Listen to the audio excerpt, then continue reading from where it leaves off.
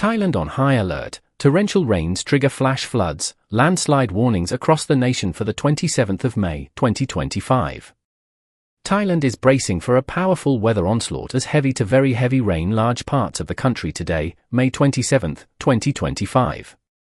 The Thai Meteorological Department has issued a severe weather advisory, warning of flash floods, overflowing rivers, and landslides as a southwest monsoon intensifies over the Andaman Sea, Gulf of Thailand, and upper regions of the country.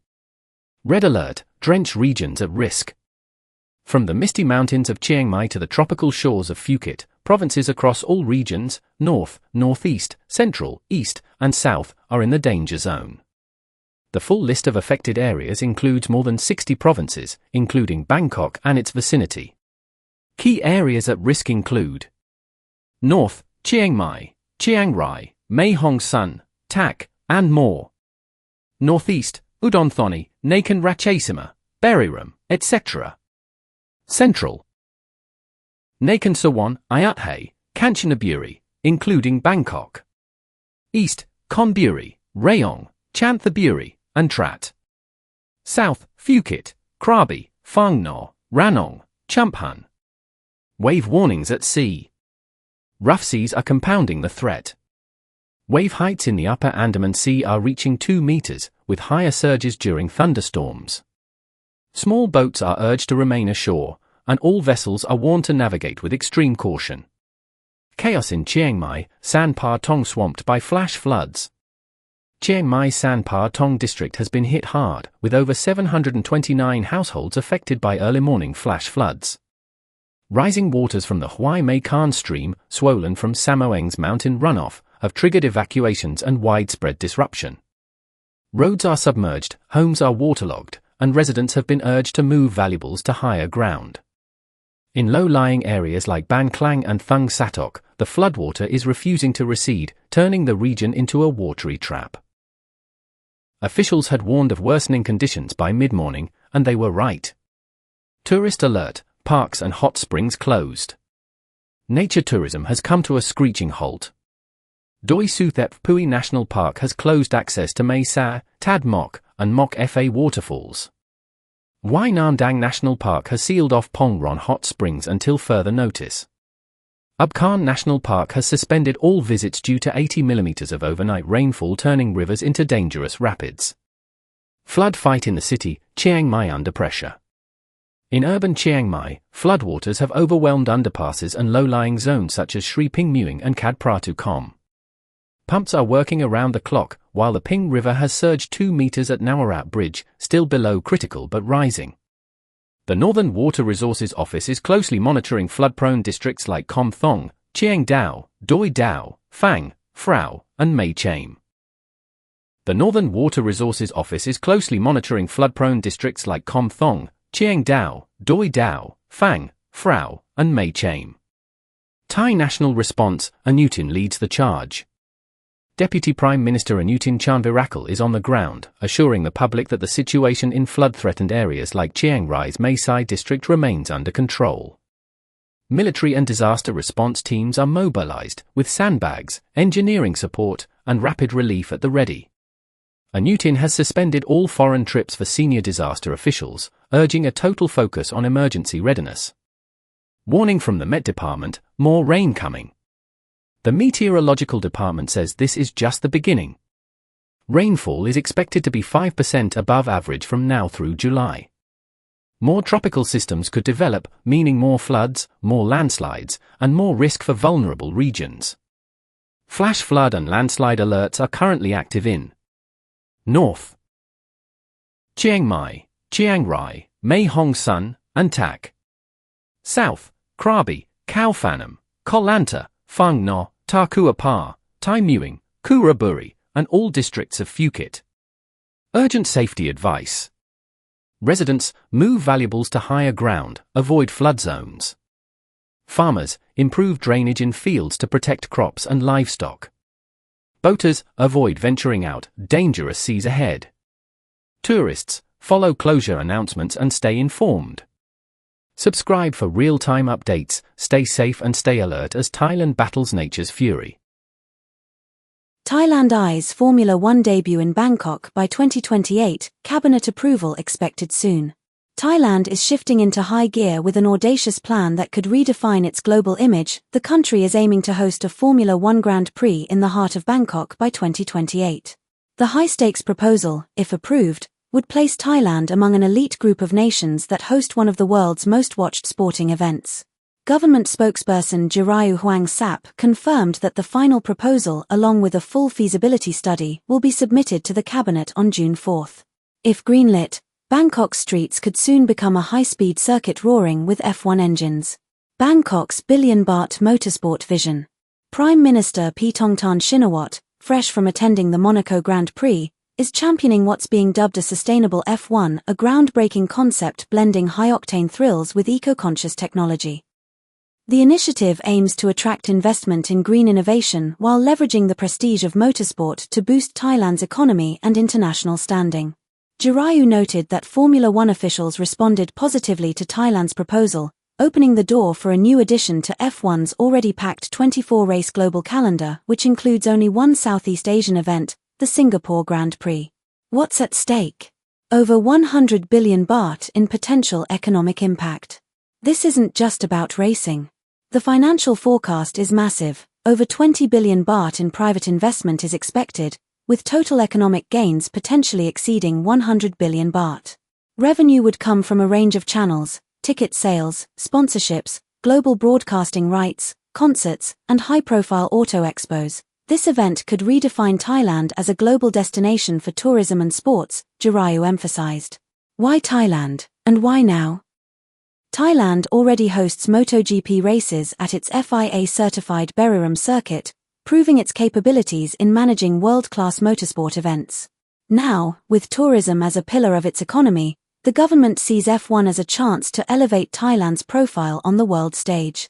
This effort also follows high-level discussions between Paetongtarn and F1 President Stefano Domenicali earlier this year, as well as a recent diplomatic push in Europe where the Prime Minister met with Prince Albert of Monaco to promote Thailand's global ambitions. In her own words, Paetongtarn declared, "Thailand sees the opportunity to host a Formula One Grand Prix as a bold move to position our country as a premier destination for international tourism and global events." The road ahead. Feasibility studies will wrap up by year's end, but June 4 marks the first real test. Will the Thai cabinet give the green light? One thing is clear: if Bangkok secures the F1 deal, it won't just be about engines and asphalt. It'll be about speed, sustainability, and a once-in-a-generation leap into the global spotlight. Bell subscribe for updates. Suvarnabhumi showdown. Ride-hailing apps crush old-school taxis as chaos erupts at Thailand's main airport. Bangkok's Suvarnabhumi Airport is facing a transport crisis that's turning into a public embarrassment. As tourist numbers slump and the low season bites, Thailand's gateway to the world has become ground zero for a bitter turf war between traditional taxi drivers and ride-hailing giants like Grab. Taxi revolt backfires, passengers side with apps.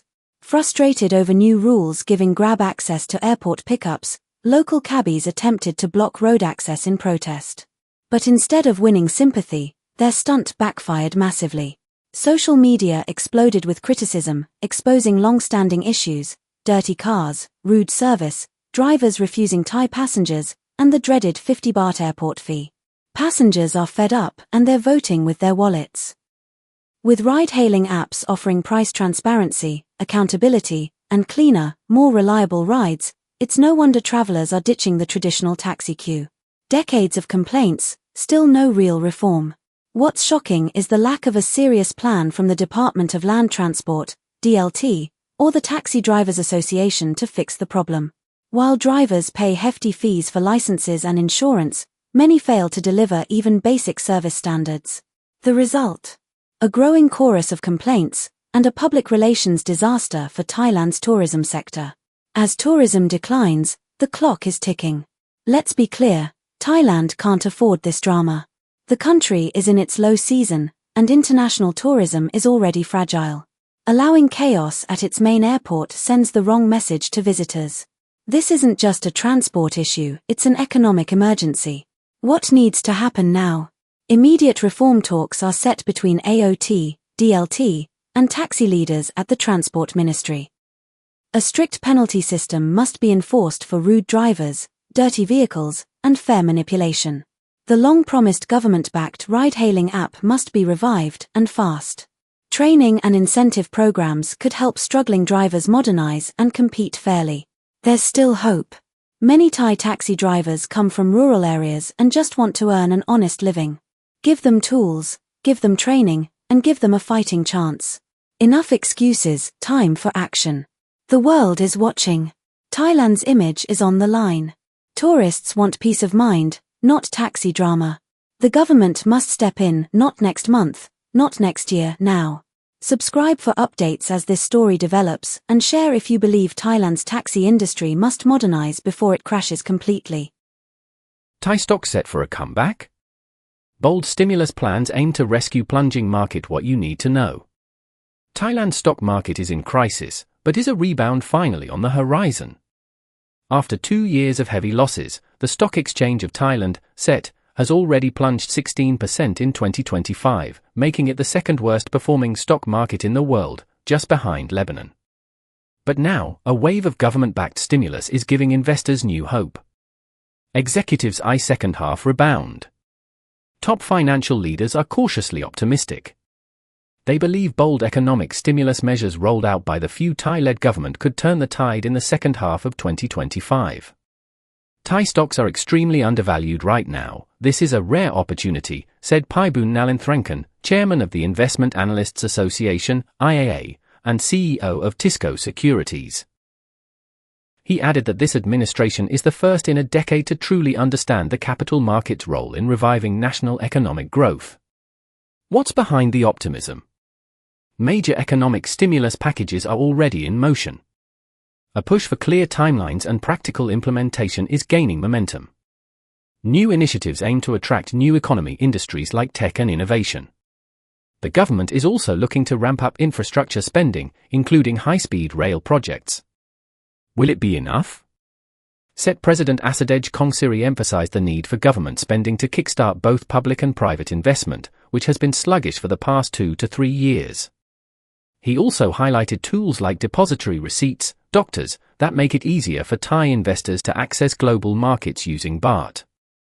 Over 100 doctors are available now, opening up new international investment opportunities, he said. Challenges still loom.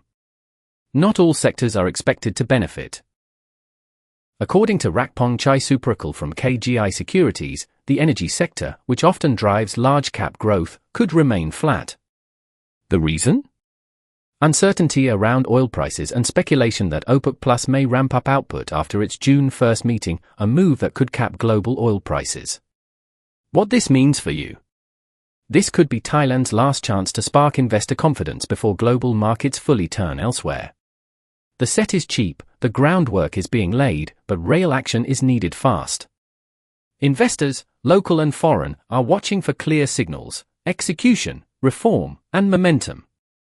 Will Thai stocks make a comeback in 2025? Or will inaction drag the market further into the red? Subscribe and stay updated as we track the winners, the warnings, and what's really happening behind Thailand's financial headlines. Breaking legal drama in Thailand, Yingluck's 10 billion baht rice scandal reignites. Is justice being served or dodged? Bangkok, May 26, 2025. A major legal twist has rocked Thai politics again, reigniting questions about justice, power, and accountability. Former Prime Minister Yingluck Shinawatra, long associated with the controversial rice pledging scheme, has been dealt a partial reprieve, but the political and legal storm is far from over. What's the latest? On May 22, the Supreme Administrative Court overturned parts of a government order demanding Yingluck pay 10 billion baht in compensation. The original amount, a staggering 35.7 billion baht, was issued by the Finance Ministry after allegations that her government's rice subsidy program caused massive financial losses and opened doors for corruption. But here's the twist. The court ruled it didn't have jurisdiction to enforce the compensation demand and ordered the Ministry of Finance, the Legal Execution Department, and even current Prime Minister Paetongtarn Shinawatra to revise the order. Yingluck is off the hook for now, but the legal battle rages on. How did it start? The rice pledging scheme, launched under Yingluck's government in 2011, promised to buy rice from farmers at above market prices. Supporters hailed it as a lifeline for rural Thailand. Critics called it an economic disaster that encouraged fraud, stockpiling, and collusion. By 2014, the National Anti-Corruption Commission, NACC, had warned the government that the scheme was unsustainable. Losses mounted estimated at over 500 billion baht nationwide, and questions over shady deals and sweetheart contracts exploded into the public domain. A tale of two courts. While the Finance Ministry tried to bypass court proceedings through administrative power, seizing assets directly. Yingluck and her common-law partner, Anusorn Amornchat, fought back legally. Their goal? Annul the order and expose its alleged illegality. And they scored a partial win. But even with sections of the compensation voided, the court refused to order any reimbursement to Yingluck or punishment to those involved in enforcing the demand. New evidence could flip the script again. Enter the Pheu Thai Party, rallying behind Yingluck. Party spokesperson Danyaporn Punakanta announced they would invoke Section 75 of the Administrative Procedure Act to present new evidence within 90 days, evidence they claim the court never reviewed. What's that evidence?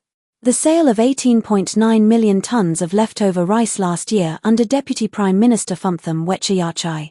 The party insists this could reshape the narrative, showing there was still value in the rice stockpile, possibly reducing or even negating alleged losses. But not everyone's buying it. Dr. Worong Dechkit Vigrom, leader of the Thai PAC-D party and fierce critic of the scheme, slammed the ruling. On social media, he questioned whether Yingluck is being shielded from justice due to her political connections. He claims the scheme artificially inflated domestic rice prices, monopolized trade, and created losses nearing 20 billion baht through 4 shady contracts with companies linked to the Pheu Thai party. He asks the tough question. Is Yingluck the victim here, or are Thailand's taxpayers the real ones paying the price? He's not alone in wondering, why is this case still dragging on 8 years later? Why has Interpol not issued red notices for Yingluck and others involved, much like in the Red Bull Air hit-and-run scandal? The bigger picture. This is more than just a courtroom drama, it's a test of Thailand's judicial system. Is the country truly equal under the law? Or does wealth and political influence still buy immunity?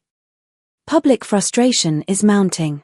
Legal observers, anti-corruption advocates, and average citizens alike are asking, why hasn't Yingluck served her full sentence after being convicted in absentia in 2017? Why do influential figures continue to escape accountability in high-profile corruption cases? One thing's clear. The rice pledging scandal isn't just a case about rice, it's about trust, truth, and the future of Thai democracy. White heavy checkmark. Subscribe for more hard-hitting coverage on Thai politics and justice reform. Don't forget to comment. Do you think justice was served or swerved? If you found today's news informative, hit that like button, share this video, and don't forget to subscribe for more updates. Make sure you have a great day.